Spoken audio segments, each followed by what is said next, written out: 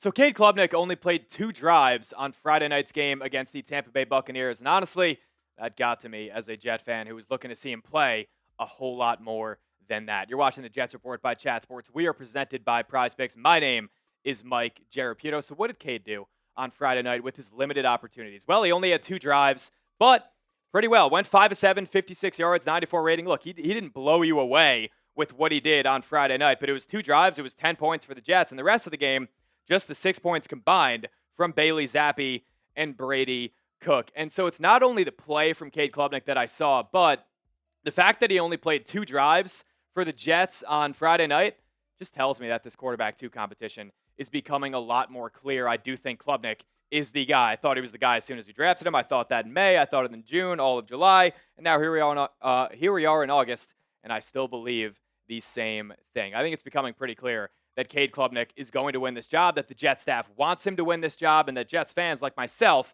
also want him to win this job. But I think we're going to need to see it a little bit more this upcoming Friday against the Pittsburgh Steelers, something that kind of disappointed me with this coaching staff, how we handled him this past game against Tampa Bay. I think that needs to change. If you agree with me, if you think Cade Klubnik deserves to play more than 2 drives this upcoming Friday against the Pittsburgh Steelers, give me a thumbs up on today's video. I thought it was just absolutely ridiculous. Like, I couldn't believe he was taken out of the game. We were live streaming for it. We were watching, myself and my producer Ryan. He came out of the game. He had the Gatorade towel around his neck and the headphone in. I'm like, what the hell's going on? Why is Cade Klubnik on the sideline? Bailey Zappe comes in and does this. So Zappe, he was just awful. Awful. And I really don't understand why we needed to see this. I get it. The Jets, like Brady Cook, Bailey Zappe, Cade Klubnik, are in a battle for this QB2 position, but oh my lord, Zappe was so bad on Friday night. You walked in, threugh an immediate pick six, trying to target Jelani Woods. Next possession, tries to target Arian Smith. Maybe Arian Smith should have caught it. Goes off his fingertips. Just not a good look from either of those 2 guys right there. Leads to another interception. So, did we really have to see that for most of the game? Like, I had to see that for all of the game. Like, Klubnik, really, like 2 drives, that's it. And I was like just as upset when I was watching this game. I did a video on Sunday. I think it's becoming clear that Cade Klubnik is going to win this QB2 job for the Jets. I just don't understand why we were easing him in that much. There's 3 games in the preseason. 3. When are we going to see this guy play if not for the preseason? You gave him 2 drives, 7 throws. I'm looking at guys around the league: Drew Aller, Carson Beck, Fernando Mendoza, Ty Simpson, all playing more than Cade Klubnik.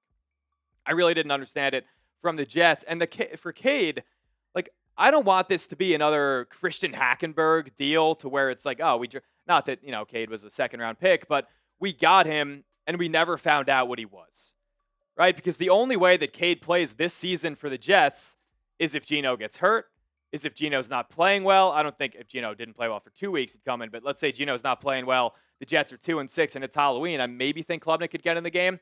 Or if the Jets are out of playoff contention. So really, if the Jets season goes well this year, Klubnik is not going to play. He's not going to play. I guess the best case scenario is that he doesn't play in 2026, right? Because that would mean Geno is playing really well. The Jets are in contention for a playoff spot. And I don't want this to be a situation to where we don't know what we're working with when we know going into next season, we have a hell of a lot of draft capital.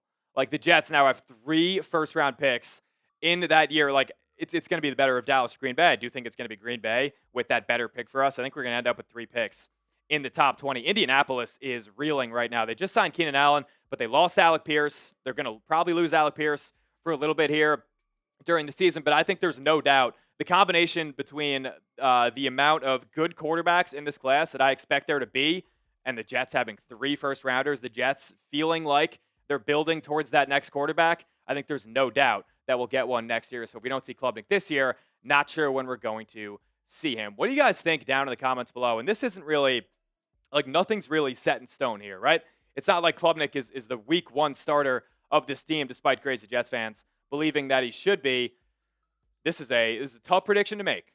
How many games will Cade Klubnik start for the Jets in 2026? My answer, man, I think if the Jets are, let's say they're, 5 games left in the season and they're almost out of contention, I think Klubnik would get in. Maybe the Jets see what they have, but you let me know down in the comments below. While you're doing that, I'll tell you about today's good friends over at Prize Picks. They made today's show possible. They are the sponsor of today's video. It is time to cash in with our friends at Prize Picks. They are America's #1 sports picks app, and they are the best place to win cash while you are watching your sports. The app is super easy to use. All you got to do, just pick more or less on a few player stats. Then you lock in your lineups like these. We got a season-long one going. We got the more on our guy, Breece Hall. We got the less on Tony Pollard and the more on Mark Andrews. That is a $50 entry to win $300.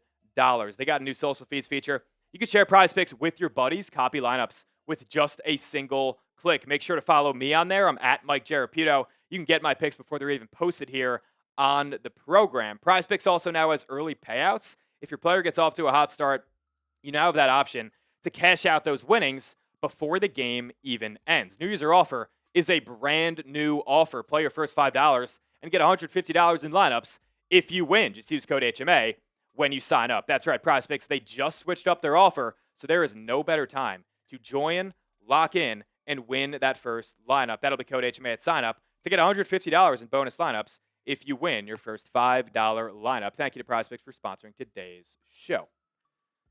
Something that also, the Jets did a lot of things to upset me on Friday night against Tampa Bay Buccaneers, and this was one of them. Brady Cook played the most out of all the Jets quarterbacks on the team. Obviously, Geno Smith was out, foot soreness. He gets ruled out right before the game, but I think I've seen all I needed to see from Brady Cook. I understand maybe he's fighting for a roster spot, and that would really be the only argument I'd have to play him at all, and he wasn't too bad. I mean, he was actually, I guess the second. Maybe you could argue he was better than Cade Klubnik on Friday night against the Bucs. Goes 9-15, 108 yards, rating of 82. I mean, hell, he was a lot better than Bailey Zappe. I do think, as of this very moment, that Cook is going to be the guy. Let's say the Jets are to carry 3 quarterbacks into next season.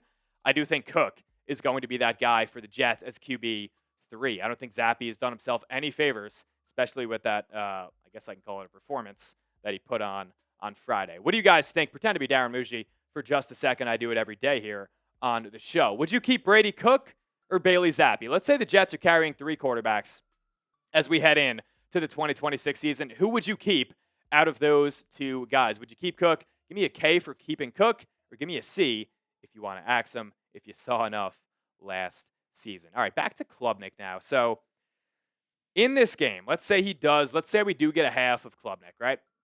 Here's what I want to see from him. I think if you're Frank Reich, build in some downfield shots for Cade Klubnik. Let him loose. I don't see any point in saying, hey, all right, take the easy things. I want to see something. It's okay for him to make mistakes in this game. It is okay for him to make mistakes in this game. And also something that I do want to see, I want to see an entirely different offense from what we saw last season, because last year was an atrocity. Last year was my least favorite Jets, probably my least favorite Jets team that I've ever seen in my life. That is so hard to do. That is so hard to do if you're the Jets. I think we're going to see an entirely different offense with Frank Reich, with Geno Smith. Geno Smith, it comes with the turnovers, but he's a guy that is not afraid to air it out downfield. And if we look at the Jets and what they did last year in terms of that, really not much. Really not much. I mean, Fields played the most out of all these guys. He had 15 completions of 20-plus yards, and Tyrod Taylor and Brady Cook with 6 each. 27 completions total. That would have ranked 25th in the National Football League. I think this season for the Jets, your goal should be to be within the top 15. I want the Jets to be in the top 15 in this category. You have Geno. He's going to be throwing it. This is something that Connor Hughes talked about. Said it was refreshing to see these Jets quarterbacks actually throwing to every level of the football field, and that's something that I want to see from Klubnik on Friday night and from the Jets in general in 2026. Also, I want to see some more intention on the drop back. Like, there were some times on Friday, I mean, he was good, right? He went 5 of 7, made good decisions, but I saw it a lot. Like, he would drop back, have a read, and it felt like it was almost like, okay, what can I create with my legs? What can I create outside of the pocket? Don't escape a pocket or don't roll out of a pocket just for the fun of it. And I did see that a little bit with Klubnik on Friday night, and I saw it during his days at Clemson, even, all 3 years at Clemson. That's what I'm talking about. Like, I'm not just saying his last year when he struggled, he regressed a little bit, his final season. It's something that I really do want to see from Cade this upcoming game. And lastly, mentioned it before, right? I want to see full half of action. Here's what I want to see on Friday night. I want to see Cade Klubnik versus Drew Aller, who's got the better quarterback? I think at least a half out of Cade Klubnik. I think we could definitely justify that if we are the Jets. Like, you kind of just, don't you have to see it? You have to see what you have. Like, to go back to my point there, like, I don't want this to be a frickin' Hackenberg situation. I don't want this to be a situation to where we go into next year. And look, there is a lot of things that Klubnik needs to do in order for the Jets not to take a quarterback. Next season, he'd have to have like almost a Tyler Shuck-like end of the year for the Saints, what he did. But I need to see it. There's only 3 preseason games. If you're not planning on starting him, I don't think the Jets are planning on playing Klubnik at any point in this season. So when are you going to see him in real game action, if not for the preseason? I thought 2 drives was an absolute joke. Make sure to let me know what you think about that down in the comments below, as that'll do it for today's video. I want to thank you guys for watching. Make sure to hit that sub button. We're doing, daily videos on the channel. We're trying to do 2 a day. Myself and my producer Cooper, who just produced his very, very first video with Chat Sports, and I got to say, you might have not have been able to tell. I remember my first video with Chat Sports did not go as swimmingly as this one did. Probably had to restart it about 3 or 4 times. So big shout out to Cooper. I want to thank you guys for watching today's show. Make sure to hit that sub button while you're down there. Give me a thumbs up on today's video. And as always, JETS, Jets, Jets, Jets.